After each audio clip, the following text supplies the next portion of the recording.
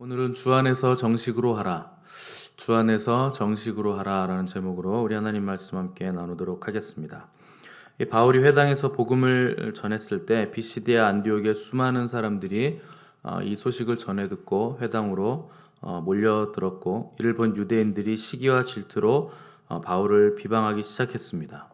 이때 바울은 주눅들지 않고 담대하게 복음이 왜 이방인에게로 돌아갔는지 찬찬히 설명하기 시작했습니다. 분명히 복음은 유대인들에게 먼저 전해졌고 그들에게 더 깊이 들어가서 역사해야 됐는데, 왜냐하면 유대인들을 통해서 세상의 메시아가 오셨기 때문에 그렇습니다. 그런데 유대인들은 이 자기들의 메시아를 거부했고 자기들 스스로가 영생을 얻는 일에 합당하지 않은 자로 생각했기 때문에 이 복음은 이방인들에게로 돌아가는 것이다 라는 게 바울의 설명이었습니다. 이 바울의 설명에는 굉장히 단순하고 당연하지만 귀중한 교훈이 들어가 있습니다. 복음을 자기 스스로 거부하는 사람들이나 영생을 얻기에 합당하지 않다고 스스로 판단하고 행동하는 사람들에게 절대로 복음이 들어가지 않는다 하는 것입니다.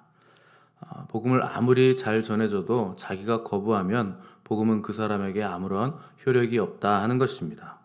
그리고 그 복음은 거절하는 그곳을 떠나서 다른 곳을 향해서 가게 돼 있다 하는 것입니다. 축복을 거절하는 사람들에게 축복은 아무런 효력이 되지 않는 것입니다. 여러분들 축복을 거절하지 마시기 바랍니다. 굶주리고 있으면서도 자존심 때문에 잔치상을 마다하는 어리석은 자들이 되지 마시기를 바랍니다.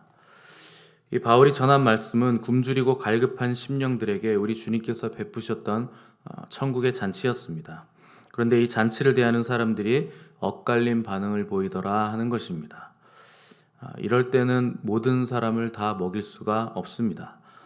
배고픈 이들을 먹이되 거부하는 사람들은 어떻게 할 수가 없는 것입니다. 먹지 않으려는 사람들에게 강제로 떠먹일 수는 없는 노릇이기 때문에 그렇습니다. 그러나 유대인들이 비록 복음을 거부하기는 했지만 여전히 유대인들을 향한 하나님의 비전은 남아 있었습니다. 47절을 보시면 주께서 이같이 우리에게 명하시되 내가 너를 이방의 빛으로 삼아 너로 땅끝까지 구원하게 하리라 하는 말씀이 나오는데, 이 말씀은 이사야서 49장 6절 말씀을 바울이 인용한 것입니다. 하나님께서 이스라엘 백성에게 주신 비전이 있는데 그들을 이방인의 빛으로 삼아서 그들로 하여금 땅끝까지 구원하게 하는 것이 바로 이스라엘 백성을 향한 주님의 비전이었습니다. 하나님이 유대인을 택하신 이유가 뭔가? 그 이유가 바로 이것입니다. 유대인들은 이방인을 구원해야 하기 때문에 하나님께서 택하셔서 이방인들을 빛으로 삼으신 민족입니다. 그런데 애석하게도 유대인들이 이방인의 빛이 되지 않고 오히려 자기들은 선택받은 민족이다, 우리는 하나님의 말씀 율법을 가졌다 하면서 이방인들을 개처럼 취급하기 시작했습니다. 여기서부터 잘못돼서 유대인들이 이때부터 아주 비극적인 역사를 살기 시작하게 됩니다. 이 하나님의 자녀들은 하나님의 뜻대로 살아야 하나님의 마음에 합한 자들이 되는 것이고 하나님의 백성이 되는 것이고 비극적인 삶을 살지 않게 되는 것입니다. 그러나 유대인들은 메시아가 왔으나 거부했고 또 주님을 십자가에 못 박으면서 이 죄를 우리와 우리 후손들에게 돌려달라 이렇게 자기들 입으로 직접 요청함으로 말미암아 굉장히 비극적인 삶을 살기 시작했습니다. 역사적으로 600만 명에 이르는 유대인 학살 사건이 히틀러에 의해서 자행됐고, 또 나라 없이 전 세계를 돌아다니면서 유리하고 방황하는 민족적인 고난의 삶을 그들이 살게 됐다 하는 것입니다. 하나님은 유대인들을 단순히 선민으로 삼기 위해서만 택하신 것이 아니라 이방인들을 구원하는 이방의 빛으로 삼기 위해서 부르신 것입니다. 이것이 유대인들의 부르시기만 한 것인가?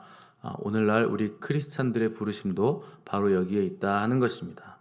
하나님이 우리를 부르시고 구원하신 이유는 다른 사람들, 그들을 구원하는 빛으로 삼기 위해서 우리를 부르시고 우리를 구원해 주시고 지금까지 우리에게 은혜를 주시고 계신다 하는 것을 우리는 반드시 기억해야 됩니다. 이것을 하지 않으면 비참한 삶을 살게 되고 다른 목표를 가지고 그 목표를 이루기 위해서 끊임없이 노력하다가 인생이 끝나고 마는 그런 허무한 인생을 삶을 살게 된다 하는 것입니다. 하나님이 우리를 택하시고 축복을 주신 이유는 나만 잘 먹고 잘 살기 위해서 복을 주신 것이 절대 아닙니다. 하나님의 영광을 위해서 모든 축복을 우리에게 더하신 것입니다. 내가 잘해서 복을 받았으니 나만 마음껏 누리면 된다는 식으로 착각하시면 안 되고, 우리의 시간, 물질, 자원, 관계, 우리의 가진 모든 직업, 할 것 없이 다 주님의 영광을 위해서 바쳐질 때만 의미가 있다 하는 것입니다. 48절을 보시면 사도 바울의 이 메시지 설명을 들었을 때 이방인들이 기뻐하며 찬성을 올려드렸다 이렇게 기록을 했습니다. 말하자면 이방인들은 유대인들의 실수 때문에 수지맞게 된 사람들입니다. 바울이 메시지를 전한 곳은 유대인 회당이었는데 이 수많은 이방인들이 몰려들었기 때문에 아마 그들은 회당 안으로 들어가지는 못하고 밖에서 귀동냥으로 들은 것이 전부였을 겁니다. 마치 주인의 상에서 떨어진 부스러기를 주워 먹듯이 메시지를 주워 먹은 것인데, 그것을 먹고도 이방인들은 기뻐하고 찬송하면서 하나님께 영광을 올려드렸다 하는 것입니다. 저와 여러분에게 이런 은혜가 있기를 바랍니다. 여러분, 아주 작은 메시지라도 그것을 주워 먹었을 때 우리 안에 기쁨이 충만하게 되는 은혜가 있기를 바랍니다. 가만히 보면 누군가에게 말씀을 개인적으로 전했는데 옆에서 조용히 듣고 있는 사람이 그 말씀을 자기 것으로 취해버리는 사람이 있습니다. 정작 전해준 그 사람은 그 말씀을 듣지도 않고 대충 듣고 거부했는데 옆에서 잠자고 있던 그 사람이 그걸 자기 것으로 취해서 그 안에 기쁨이 충만하고 그 말씀대로 되는 역사를 볼 때가 있습니다. 그런 기쁨이 오늘 이방인에게 지금 충만했다 이렇게 설명을 하고 있는 것입니다.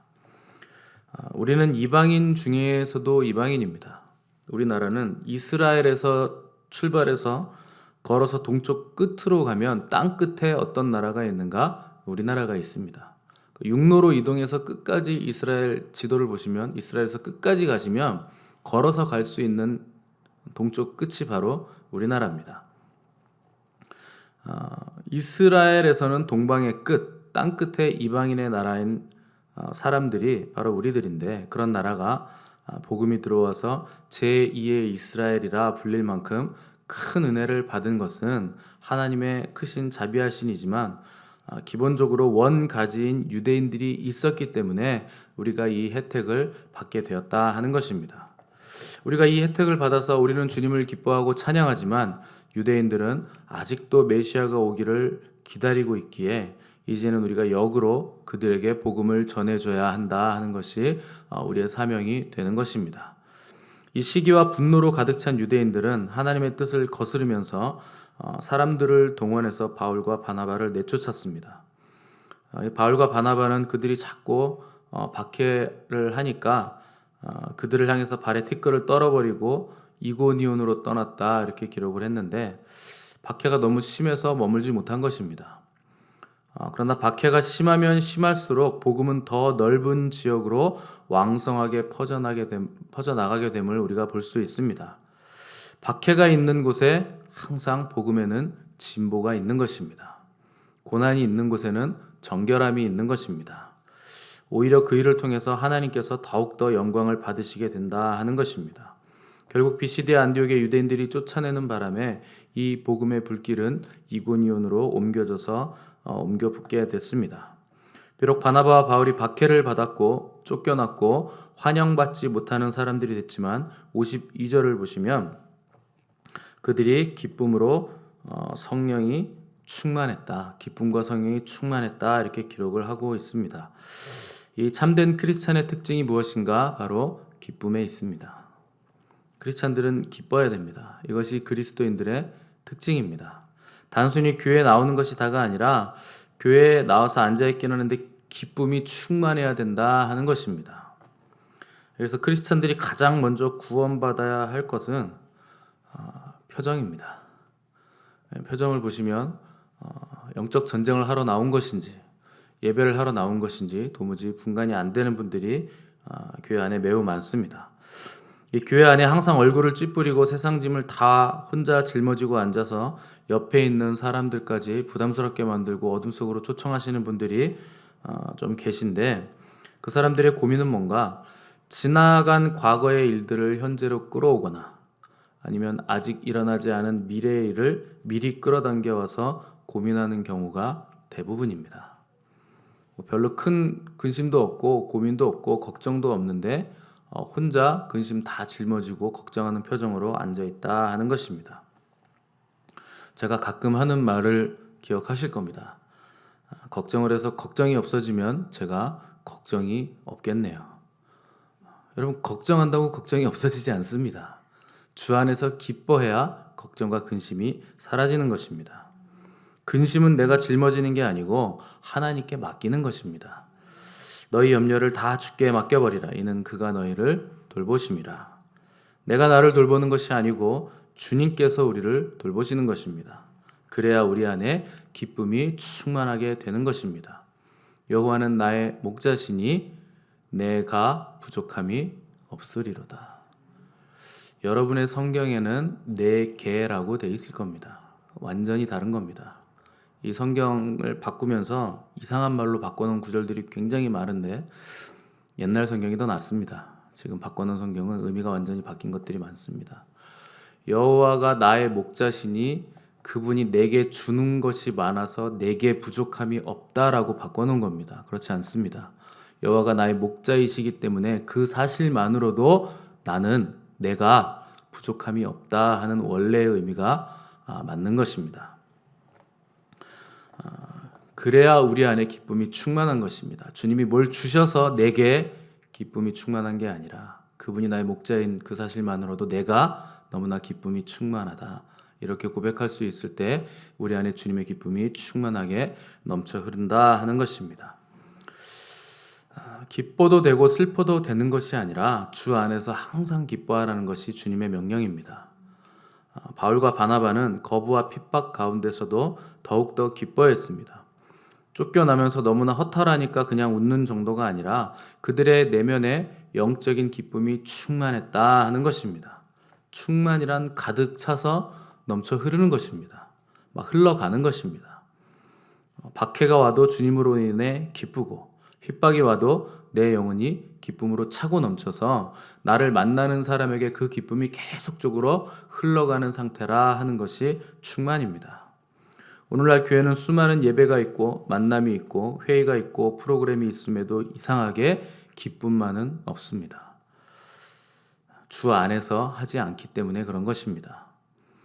주 안에서 하지 않는 모든 일들, 또 성령의 충만하심으로 하지 않는 모든 예배와 행사와 절차들은 열매 없이 잎만 무성한 무화과 나무처럼 기쁨의 열매가 없는 허무한 것들이 대부분입니다. 뭔가 되는 것 같고 근사한 것 같지만 실상은 헐벗은 것입니다. 아무것도 가지지 않은 것입니다. 우리 교회는 이런 교회가 되어서는 안 됩니다. 뭘 자꾸 형식화시키고 제도화시키는 모든 것으로부터 우리는 필사적으로 탈출해서 주님 안에서 말씀과 성령 안에서 모든 것들을 함으로 우리 안에 기쁨의 열매가 충만한 그런 교회가 되어야 됩니다. 그러기 위해서는 우리가 무슨 일을 하든지 정식으로 해야 됩니다. 주님 안에서 우리는 정식으로 해야 됩니다. 교회의 정식이란 뭔가 말씀과 성령 안에서 하는 것입니다. 말씀과 성령 안에서 하지 않는 모든 일들은 아무리 교회에서 거룩하게 보여도 다 가짜입니다. 복음이 진짜라면 교회와 성도들도 진짜가 돼야 됩니다. 목사도 진짜 목사가 돼야 되고 교인들도 진짜 교인이 돼야 되고 설교도 진짜여야 되고 기도도 진짜여야 됩니다. 우리의 눈물도 우리의 찬양과 경배도 다 진짜여야 됩니다. 흉내를 내시면 안 됩니다. 교회는 언제나 말씀과 성령의 교회입니다. 바울이 성령으로 충만하여 진리의 말씀을 전하고 나서 핍박을 받았지만 말씀과 성령 안에서 정식으로 전했기 때문에 결과에 상관없이 바울과 바나바는 기쁨으로 충만했다 하는 것입니다. 후회함이 없었다는 것입니다. 바울이 속으로 괜히 복음을 그렇게 전했나, 유대인들이 화나지 않게 다시 다른 방법으로 전할 걸, 이렇게 생각하지 않은 이유는 말씀과 성령 안에서 주 안에서 정식으로 했기 때문에 후회가 없었다 하는 것입니다. 정식으로 해야 우리 안에 기쁨이 충만하게 오는 것입니다. 정식으로 하면 무너지지 않습니다. 정식으로 하면 다시 반복할 필요도 없습니다. 부족한 것이 죄가 아니고 서툰 것도 죄가 아닙니다. 정식으로 하지 않고 편법으로 하고 거짓된 방법으로 꼼수를 부리는 것이 바로 죄입니다. 율법이란 뭔가 하나님께서 그분의 백성들에게 주신 정상적이고 정식적인 방법이 바로 율법입니다. 그 방법을 따르면 하나님 나라의 백성답게 하나님을 닮아가게 돼 있다 하는 것입니다. 종교는 겉으로 드러난 것에 치중하게 만들지만 진리는 우리 마음의 숨은 동기를 다 드러내는 것입니다. 뭘 하려고 하는 사람은 많은데 어떤 존재가 되려는 사람은 별로 없습니다.